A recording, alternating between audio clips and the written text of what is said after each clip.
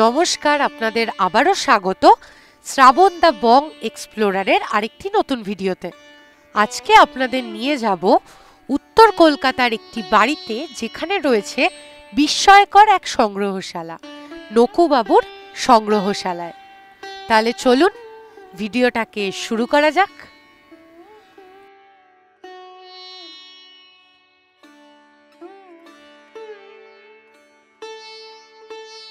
শ্যামবাজারে নেমে কিছুটা এগোলেই বাঁদিকে পড়বে নলিন সরকার স্ট্রিট। আমরা সেটা দিয়ে এবার ঢুকে পড়লাম আমাদের গন্তব্যের উদ্দেশ্যে।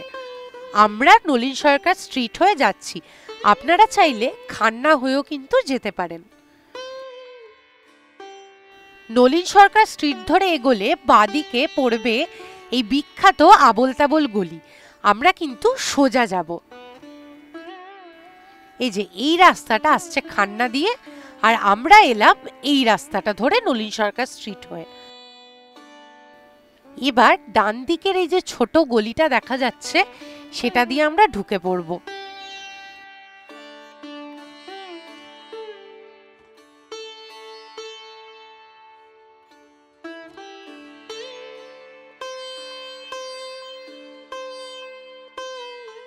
আমরা আমাদের গন্তব্যের খুব কাছাকাছি পৌঁছে গেছি। এবার অপেক্ষা শুধু সেই বিস্ময়কর সংগ্রহশালা দেখার।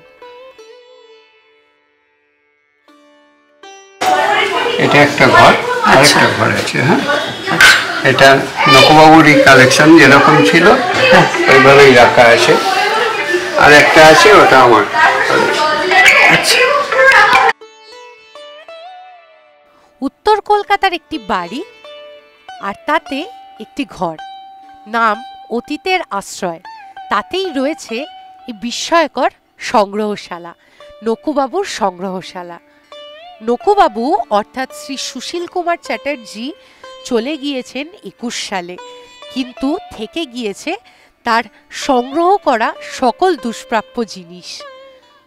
তিনি চিরকাল আমাদের মধ্যে বেঁচে থাকবেন তার এই অভিনব সংগ্রহের মাধ্যমে। নকুবাবুর এই অভিনব সংগ্রহশালা এখন রয়েছে ওনার পুত্র শ্রী গৌতম চ্যাটার্জি বাবুর তত্ত্বাবধানে।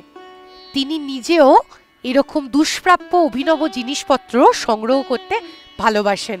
আসুন আপনাদের আলাপ করাই ওনার সাথে, এবং ওনার যে সংগ্রহশালা সেটিও ঘুরে দেখাবো আপনাদের। তাহলে চলুন প্রথমে নকুবাবু অর্থাৎ শ্রী সুশীল কুমার চ্যাটার্জি যে সংগ্রহশালা অতীতের আশ্রয়, সেটি প্রথমে আপনাদের ঘুরে দেখাই। নকুবাবু হচ্ছে আমার বাবা। আচ্ছা আচ্ছা, উনি প্রথম সংগ্রহশালা তৈরি করেন। এটা তাও আজকে প্রায় 20-25 বছর হলো। তা উনি জানুয়ারি মাসে 21 সালে 2021-এ মারা যান। মারা যাওয়ার পর এটা দেখাশোনা আমি করি, এবং আলাদা একটা ঘর আছে, ওই ঘরে আমার সংগ্রহগুলো উনি নাম দিয়ে গিয়েছিলেন, ঘরটার মরুদ্যানে যাযাবর। ওই ঘরে আমার সংগ্রহগুলো রাখা আছে। কেননা উনি চলে যাওয়ার পর তো এই ঘরে আর সংগ্রহ করার মতো নেই। উনি যেভাবে রেখেছিলেন আমি সেইভাবেই রেখে দিয়েছি এটা। আর আলাদাভাবে আমি আরেকটা ঘরের মধ্যে আমার সংগ্রহগুলো রেখেছি। আচ্ছা, আপনার নামটা যদি একটু। আমার নাম গৌতম চ্যাটার্জি, গৌতম। আর এই শখটা মানে কবে থেকে? আমার শখ তো এগুলো ছিল অনেক দিন ধরেই। তখন জিনিসপত্র যা পেতাম সংগ্রহ করে বাবাকে দিতাম। হ্যাঁ, আমার ঘরেও কিছু রাখতাম। তারপরে বাবা চলে যাওয়ার পর এটা এই সংগ্রহের নেশাটা আরও বেশিভাবে ঢোকে, এবং সংগ্রহের মাত্রাটাও বেড়ে যায়, এবং জিনিসপত্র অনেক সংগ্রহ করছি এবং করেছিও। কত কত পুরনো ঘড়ি, পুরনো রেকর্ড, কত রকমের বাতি, কত রকমের ক্যামেরা, কি নেই এই ঘরে, যা হয়তো বলে শেষ করা যাবে না। বলা বাহুল্য, যা দেখে অবাক না হয়ে থাকা যায় না। এত কিছুর মাঝে এই ঘরে রয়েছে একটি বায়োস্কোপও। বায়োস্কোপটা হচ্ছে, ওটা আমাদের ছেলেবেলায় দেখেছি। এটা ফেরিওয়ালারা বা বায়োস্কোপওয়ালারা মাথায় করে নিয়ে যেত, একটা স্ট্যান্ড মতো থাকতো বা মোড়া থাকতো, যেরকম ঘুগনিওয়ালারা, এই ঘুগনি বলছি, এই ফুচকাওয়ালারা লাগায় ওই রকম, ওর ওপরে বসানো হতো, বা এরকম কোনা একটা স্ট্যান্ড থাকতো। ওপরেতে রেকর্ড বাজতো। রেকর্ডটা মূল বাজানো হতো যে ছেলে পুলে বাচ্চা কাচ্চাদের মানে গ্যাদার করবার জন্যে, যে ওই আওয়াজেতে। আর ভিতরেতে নানান ধরনের ছবি আছে, তাজমহল, কুতুব মিনার, হ্যাঁ এইরকম ধরনের সমস্ত, লালকেল্লা এরকম। তো ওইটা হাতে করে ঘুরিয়ে ওই ছবিটা ওই ফাঁক দিয়ে দিয়ে বাচ্চারা দেখতো, ওপরে গান হতো, আর এর যে দেখাতো সে বলতো কুতুব মিনার দেখো, তাজমহল দেখো। এগুলো ওই 5 পয়সা 10 পয়সা এরকমভাবে নিয়ে দেখানো হয়। এটা কোথা থেকে সংগ্রহ করেছেন? এটা সংগ্রহ ওই একজন এই যারা এই কাজ করতো, ওই দেখাতো, তাদের থেকেই নেয়। বা কোনো কিছু বাদ্যযন্ত্র, তাতে বিট কাউন্ট করার জন্যে। এটা আবার স্লো ফাস্ট করা যায়। এটার নাম কি? মেট্রোনম। আচ্ছা, এই যে এটা ফার্স্ট হয়ে গেল, এটা বিট, কত তাল, 1 তাল 2 তাল করে, চৌতাল, এই সমস্তগুলো করা হয়। 1 2 3 4, 1 2 3 4, এরকম। আচ্ছা।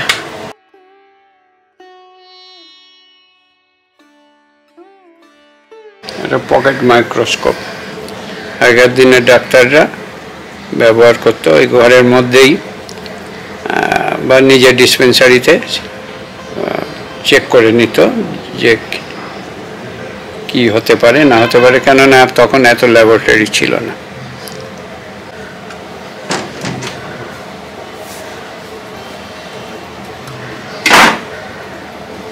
এটা প্রায় নীলকর সাহেবদের সময়ের অফিস বেল।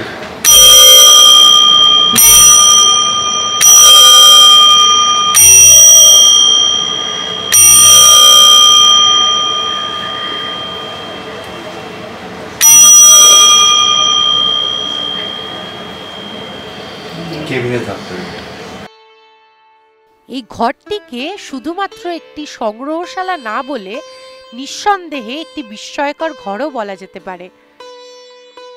এটার নাম কি? সান্ডার ক্লক। আচ্ছা, এটার কাজ কি? এটাতে প্রথমত হচ্ছে কম্পাস আছে দিক নির্ণয়ের জন্য। আর আগেকার দিনে কি হতো, ওই রৌদ্র যেরকম পড়তো সেই অনুযায়ী সময়, এই অ্যাঙ্গেল দিয়ে রোদ্দুর যেখানে এসে পড়তো সেই অনুযায়ী সময় মাপা হতো। এখানে দেয়া আছে 5টা 6টা 7টা এভাবে দেয়া আছে, 5 6 7 8। আচ্ছা, এটা তাও কত বছরের পুরনো? এটা প্রায় 120 বছর তো হবে এরকম। আচ্ছা, 1901 সালে দেয়াই আছে এখানে।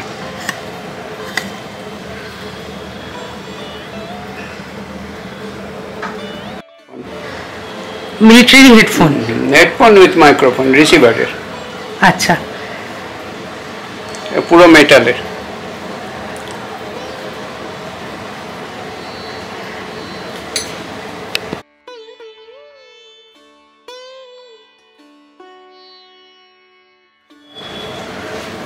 সেকেন্ড ওয়ার্ল্ড ওয়ারে ব্যবহার হতো।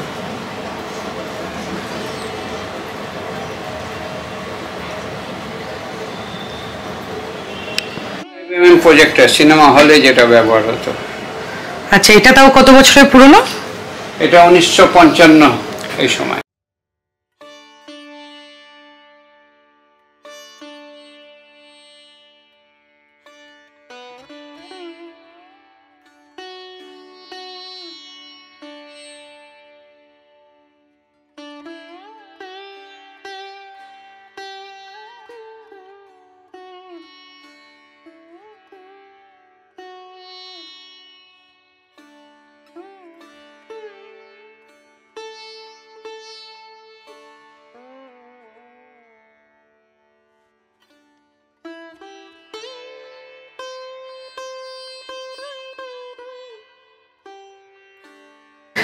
প্রচুর রকমের এখানে আমরা লণ্ঠন দেখতে পাচ্ছি, সেগুলোর একটু যদি সম্বন্ধে বলেন। মানে অনেক এগুলোর মধ্যে ঘোড়ার গাড়ির আলো আছে, রেলের আলো আছে, তারপরে আগেকার দিনে অনুষ্ঠান বাড়িতে যে ডে লাইট ব্যবহার করা হতো বড়, সেটা আছে, নানান ধরনের হ্যাজাক আছে, আগে রিক্সার পিছনে যে আলো লাগানো হতো সেই আলো আছে, সাইকেলে কার্বাইডের আলো লাগানো হতো সেটা আছে, কেরোসিনের সাইকেলের আছে, এবং নানান ধরনের রয়েছে আলো।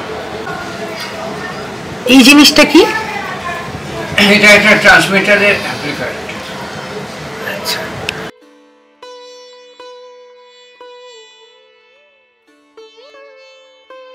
মতো করে। এটা খুব ভিন্টেজ, এটা 1910 সালে, এটা কিস্টন কোম্পানির 16mm প্রজেক্টের।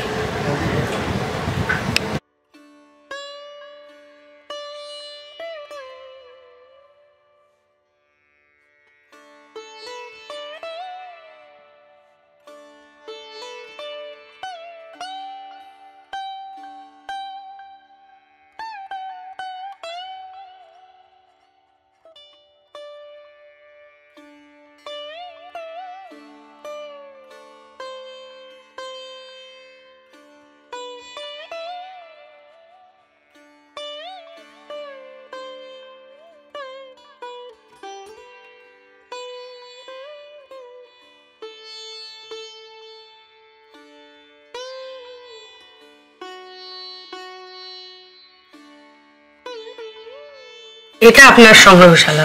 এটা বাবারই দেয়া দাম। এবার আমরা ঘুরে দেখব শ্রী গৌতম চ্যাটার্জি বাবুর যে সংগ্রহশালা, যার নাম মরুদ্যানে যাযাবর, সেটি।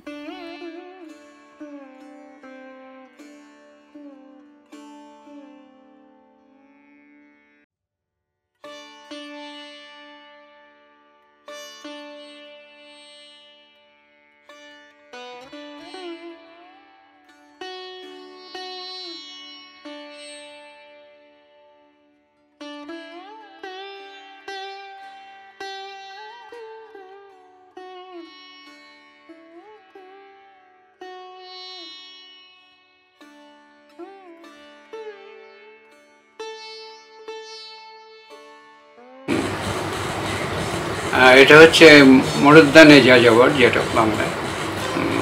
এটা বাবাই নাম দিয়ে গিয়েছিলেন, এবং বাবা এই জন্য নাম দিয়ে গিয়েছিলেন যে উনি জানতেন যে আমার একটা সংগ্রহ আছে, এবং আমি ওই ঘরেও দিয়েছিলাম বেশ কিছু জিনিস। তো ওই জন্য উনি এটার নাম দিয়ে গিয়েছিলেন যে মরুদ্যানে যাযাবর, এখানে তুই তোর মতো করে যা সংগ্রহ করবি রাখবি। তো এটা আমারই সংগ্রহ মূলত।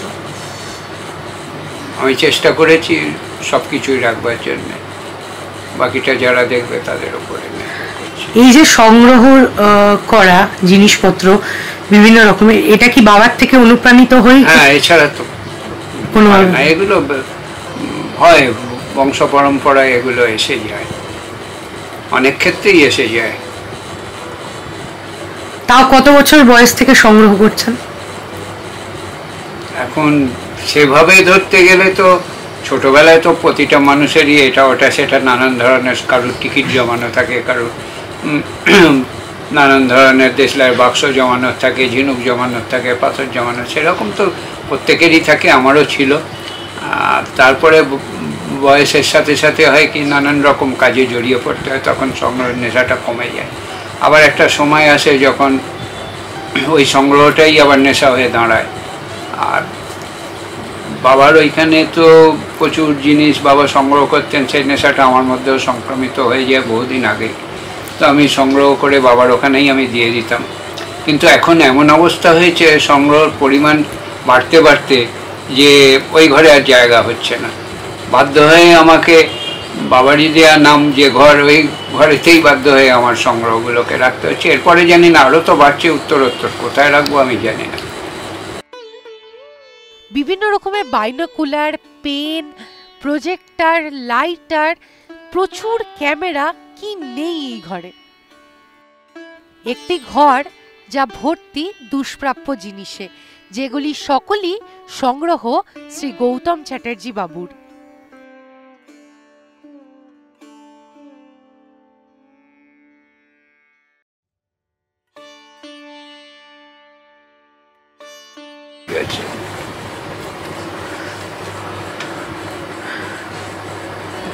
এদিকে আছে, ওদিকেও আছে। ওদিকে মানে পিছনটা পুরো ক্যামেরায় ভর্তি। এটা ক্যামেরা, এখানে সমস্ত পুরনো রেডিও আর ওয়াকম্যান এই সমস্ত আছে। এদিকে ওদিকে, ওদিক দিয়েও দেখা যাবে খানিকটা।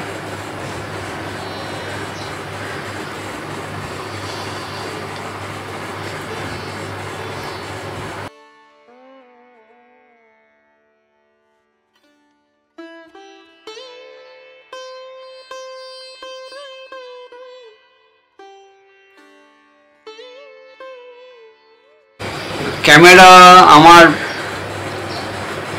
কম বেশি 350 ক্যামেরা আছে। ক্যামেরা আমার পিনহোল ক্যামেরা, যেটা 1900 সালেরও আগে, ওইখান থেকে শুরু করে আমার প্রায় 1990 অবধি সব ধরনেরই ক্যামেরা আছে, সব মডেলই। 1910-এর আছে, তারপরে নানান ধরনের বেলো ক্যামেরা, চাবি দেওয়া মুভি ক্যামেরা, চাবি দেওয়া আগে সিনেমা তোলা হতো যে ক্যামেরা, সে ক্যামেরা, তারপর বক্স ক্যামেরা, তারপর reflex camera, camera spy camera, সমস্ত ক্যামেরাই আছে আমার সঙ্গে। আমি গুনিনি যদিও, খুব সম্ভব 350 বেশি তো কম নয়। প্রথমেই বললাম ওনার কাছে রয়েছে বিভিন্ন রকমের পেনের সংগ্রহ। তাহলে চলুন ওনার যে পেনের সংগ্রহ সেটি এবার আপনাদের দেখাই। সেফার্স, ওয়াটারম্যান, মন্টব্ল্যাঙ্ক, এই সমস্ত। এটা হচ্ছে পেনের কালেকশন।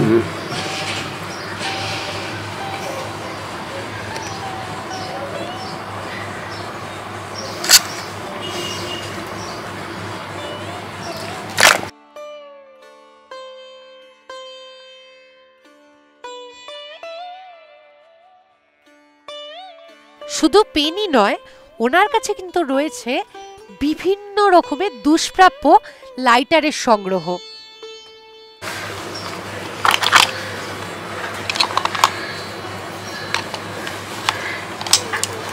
ওটা ক্যামেরার মতো দেখতে, ওটা লাইটার।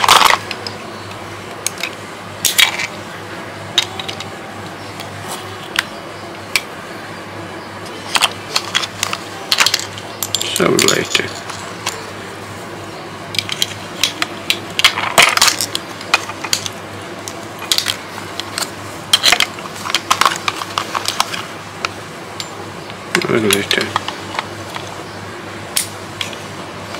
সব বাক্সর মধ্যে আছে, সব জার্মানি লাইটার।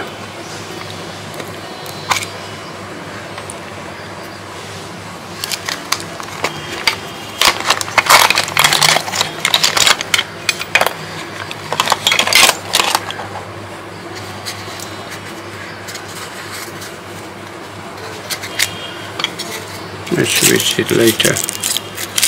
কিসের লাইটার? মিৎসুবিশি।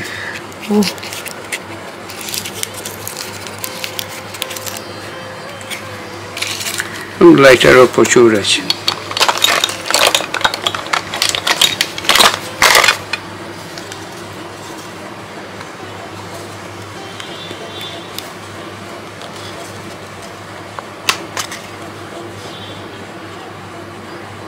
এটা কিসের লাইটার?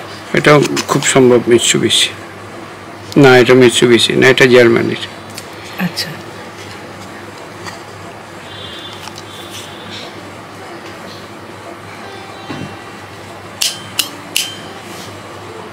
পেট্রোল লাইটার, সব ইলেকট্রনিক না। আচ্ছা।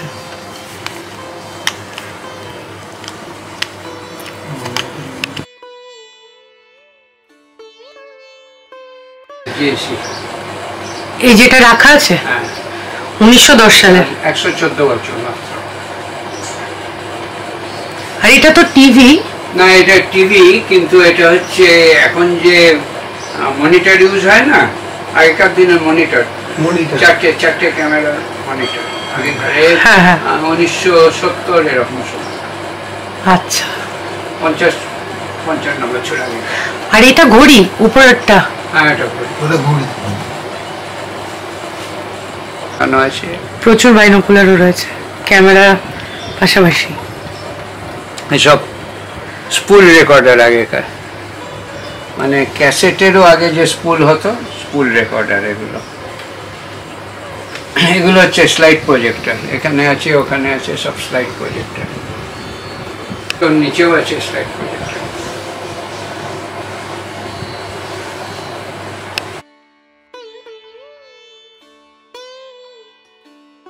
1913 সালের কোডাকের pocket camera. Pocket camera in sense যে পাতলা, বেস্ট পকেট বলতো ওরা, পকেটের মধ্যে কোটের পকেট বা প্যান্টের পকেটে নিয়ে যেত। এটা মেনলি বেলো ক্যামেরা, কিন্তু দেখতে এরকম ছোট, কিন্তু এটা তখনকার তো এমনি ক্যামেরা হতো না, বেলো ক্যামেরা হতো। এটা ওই বেলো ক্যামেরা, টানলে এরকম বেলো হতো। ফোল্ডিং ক্যামেরা, কিন্তু একে ছোট করে পকেট ক্যামেরা করা হতো। এখানে লেখা আছে বেস্ট পকেট,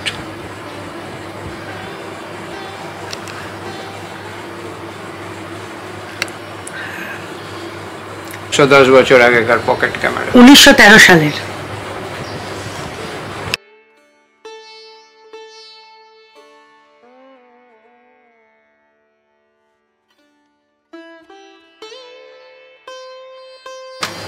হ্যাঁ, এটা spy camera, mechanical spy camera. এখন তো ডিজিটাল হয়ে গেছে। এটা দেখতে লাইটার, একদমই লাইটারের মতো, একদম লাইটার তো, কিন্তু এটা স্পাই ক্যামেরা। এটা হচ্ছে দেখবার জন্য এই ক্যামেরা পোর্শন এইটা, আর এই ফিল্ম দিয়ে এই টিপলে এইখানে ক্যাসেট ফিল্ম ভরা হতো, ছোট্ট ক্যাসেট ফিল্ম। এটা কি কাজে ব্যবহৃত হতো? স্পাইদের। ও,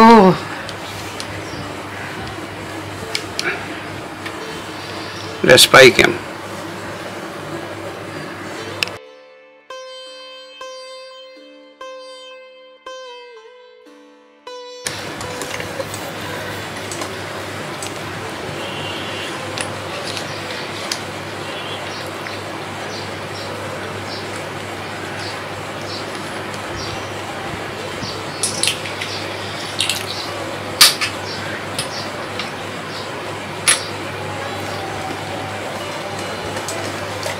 চেঞ্জ করা যেত, লেন্স চেঞ্জ করা যায় এটাই।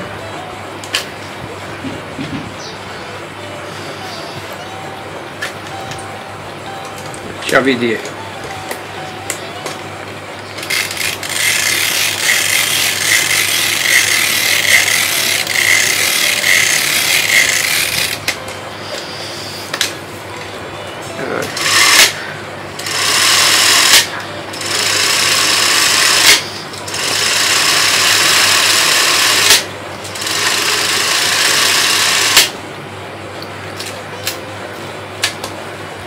এটা কত সালের তাও?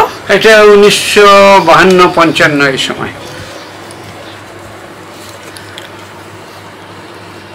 মুভি তোলবার জন্য। আচ্ছা, এরকম আরেকটা, এটা সুইজারল্যান্ডের, পেলার্ড সুইজারল্যান্ড। আরেকটা খুব নামি আছে কিস্টনে, ওটাও মুভি তোলা হতো, ওটাও দেখাচ্ছে। এটাও আরেকটা ওই মুভি ক্যামেরা, 16mm, সিনেমা তোলা হতো আগে। তো এটা কিস্টন, আমেরিকান, ওই রকম সময়।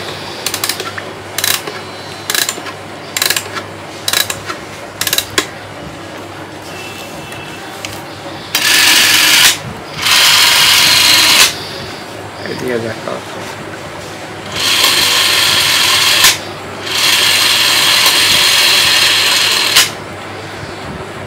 মানে শটটা নিতে গেলে একটা কন্টিনিউটি হলে ওটা ধরে রাখতে হবে। হ্যাঁ হ্যাঁ, এটা আমার যদি তুলতে হয়, আমি খানিকটা তুললাম আবার ছাড়লাম। আচ্ছা, আমি ওই আওয়াজটা করছি এই জন্যে, যাতে বন্ধ হচ্ছে হচ্ছে বোঝা যায়। ধরে রাখলে চলতেই থাকবে।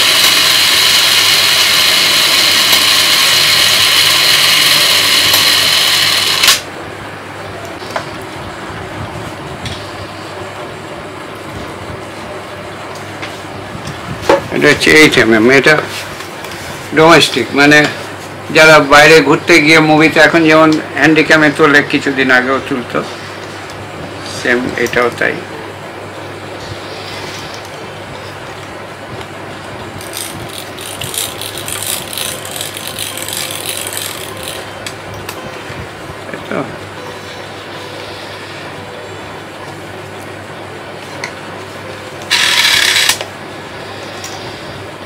এই তো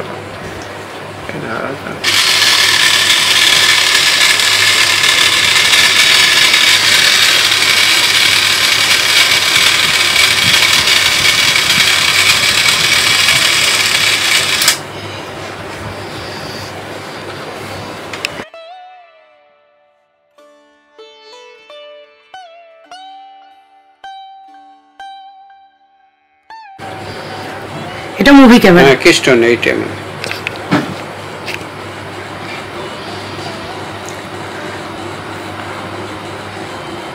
এটা মেইনলি মানে মুভি এই যারা ঘরোয়া বাইরে ঘুরতে যেত তাদের জন্য। আচ্ছা, এগুলো এইরকম প্রজেক্টরে বাড়িতে দেখতে হতো। এইরকম আছে, এখানে আছে 8mm প্রজেক্টর, এতে বাড়িতে দেখতো চালিয়ে। আচ্ছা, এতে ছবিটা তুলতো, ওতে প্রজেক্টরে চালানো হতো। সব চালু।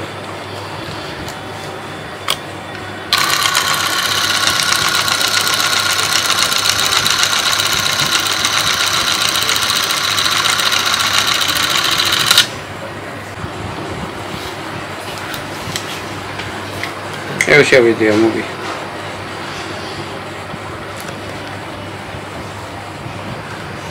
এটা কোথাকার? ইংল্যান্ডে, বেলহাওয়েল।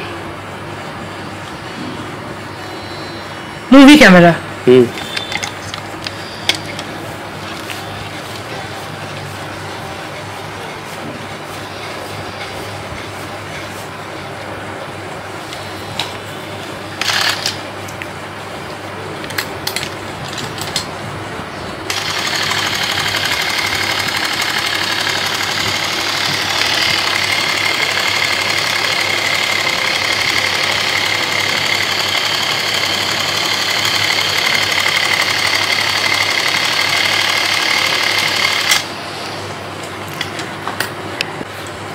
Elmo company.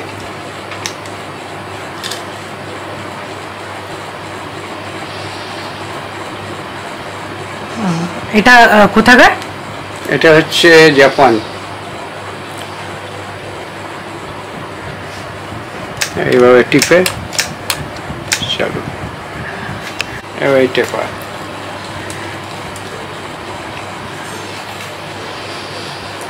এখানে ক্যাপ দেওয়া আছে, ক্যাপ লাগানো থাকবে।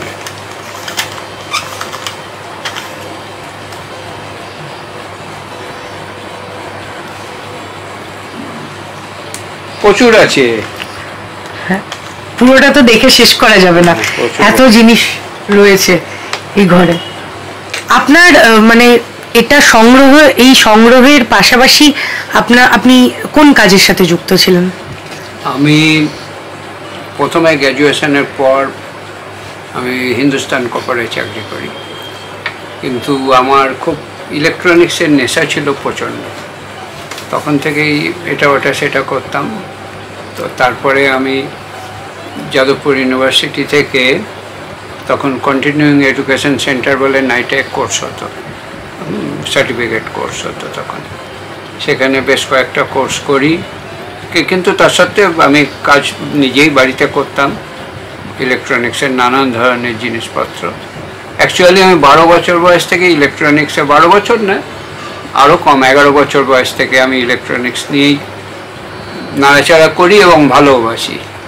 আমার ওটা প্রাণ বলা যায়, কেননা আমি ক্লাস 7-এ যখন আমি পড়ি, স্কটিশ স্কুলে পড়তাম, তখন ক্লাস 7-এ সায়েন্স এক্সিবিশন হয়েছিল। তখন আমি সল্ট পাওয়ার রেডিও তৈরি করেছিলাম, হেডফোন রেডিও, যদিও নুন জলে চলবে, করে মোটামুটি স্কুলের সবাই জেনে গিয়েছিল এবং স্যারেরা খুব ভালোবাসতেন।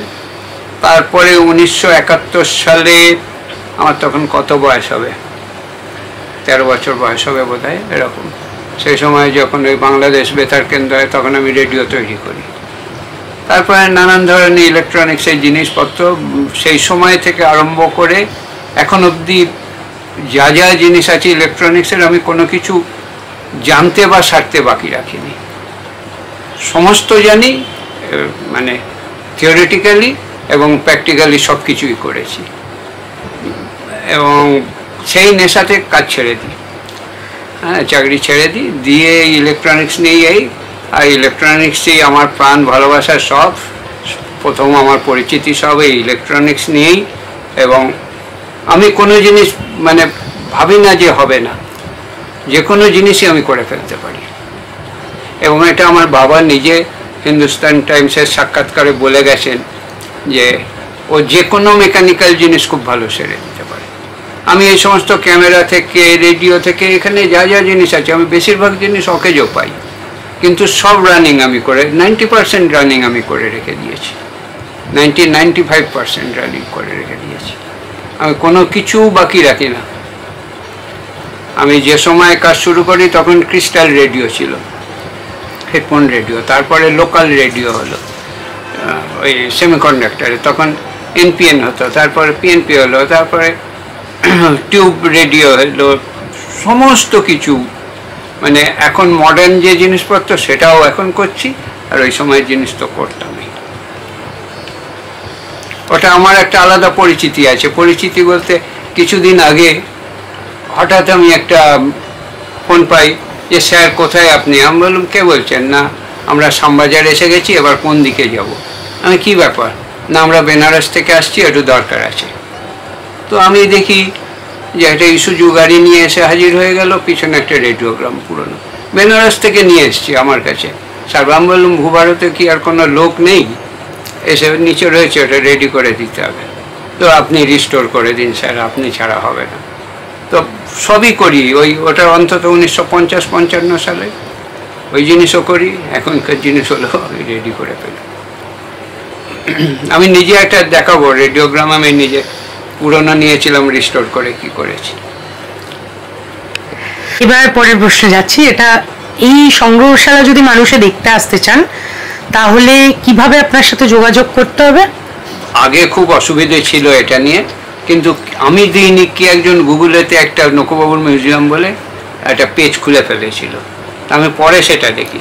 তা পরে দেখে আমি ওইটাতে আপডেট করে আমার ফোন নাম্বারটা ওর মধ্যেই আমি দিয়ে দিয়েছি, এবং ব্যস্ত থাকার জন্য একটা সময়ও আমি করে দিয়েছি যে বুধ আর শুক্রবার দুপুরবেলা 11টা থেকে 1টা, সন্ধ্যাবেলা 6টা থেকে 9টা, ওর মধ্যেই দেওয়া আছে। বুধ এবং শুক্রবার? বুধ এবং শুক্রবার। সোমবার দিন সকালে ছিল, ওটাকে আমি জানি না, আমি কেউ এসেছিল ভিজিটর দেখতে, আমি বলেছিলাম অসুবিধা, সেই দেখি বাতপাত করে দিয়েছে।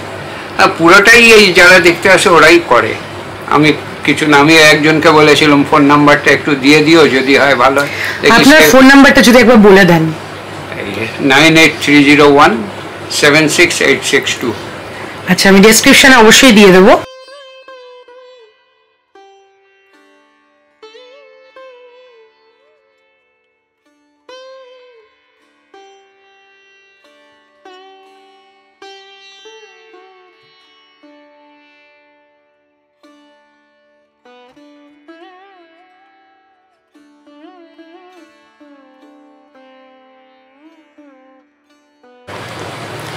এটা আমার ছিল না, একটা কি সিনেমায় খুব এদের দরকার হয়ে পড়লো, সিনেমা তাকে দরকার হয়ে পড়লো, তো আমি তখনই জোগাড় করলাম এটা।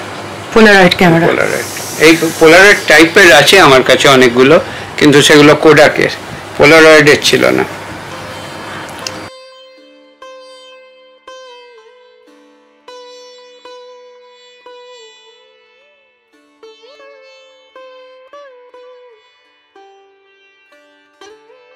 এগুলো কয়লা দিয়ে, এই যে দোকানে আছে ভেতরে কয়লা দিয়ে আগুন জ্বালিয়ে দিয়ে ইস্ত্রি করা হতো। টি মেকার, চা পাতার জায়গা আছে দেয়া, কারেন্ট দেওয়া হতো, এটা খুলে চা বার করা হতো। মানে এখানটা দিয়ে চা বেরোবে আর উপরে হচ্ছে।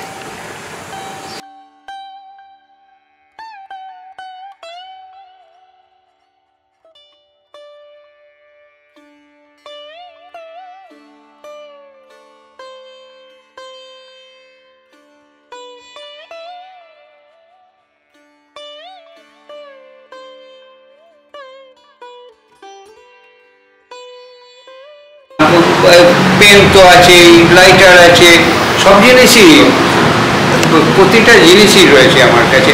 পুরনো আগেকার পেপারও প্রচুর আছে। পেপার মানে 1947-এর আনন্দবাজার, স্টেটসম্যান, যুগান্তর, তারপরে যে সময় কর্পোরেশন অফ কলকাতা, যে ক্যালকাটা কর্পোরেশন ছিল না, শুধু কর্পোরেশন অফ কলকাতা বলে সেই সময় হাতে লেখা যে সমস্ত চিঠিপত্র আসতো সেই সবও রয়েছে। পুরনো প্রচুর, আজ থেকে 250-300 বছর পুরনো দলিল। পেপারও প্রচুর ধরনের পেপার আছে, পেন আছে, লাইটার আছে, পাইপ আছে, গ্লাস আইটেম আছে, ব্রাশ আইটেম আছে, সব কিছুই রয়েছে। টাইপরাইটার আমার আছে প্রায় 14-15টা। একটা আন্ডারউডের টাইপরাইটার আছে প্রায় 150 বছর কি 180 বছরের পুরনো।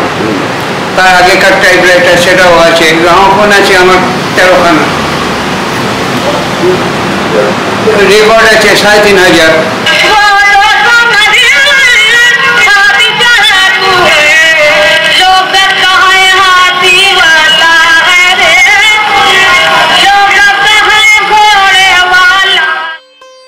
ঘুরে দেখলাম শ্রী নকুবাবু এবং ওনার পুত্র শ্রী গৌতম চ্যাটার্জি বাবুর সংগ্রহশালা।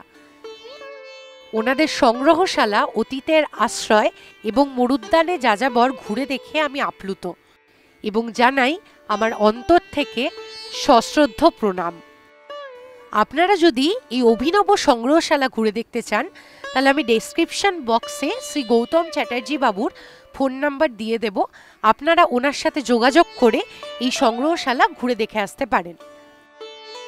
এই সংগ্রহশালা ঘুরে দেখা আমার জীবনে একটি স্মরণীয় দিন হয়ে থাকবে।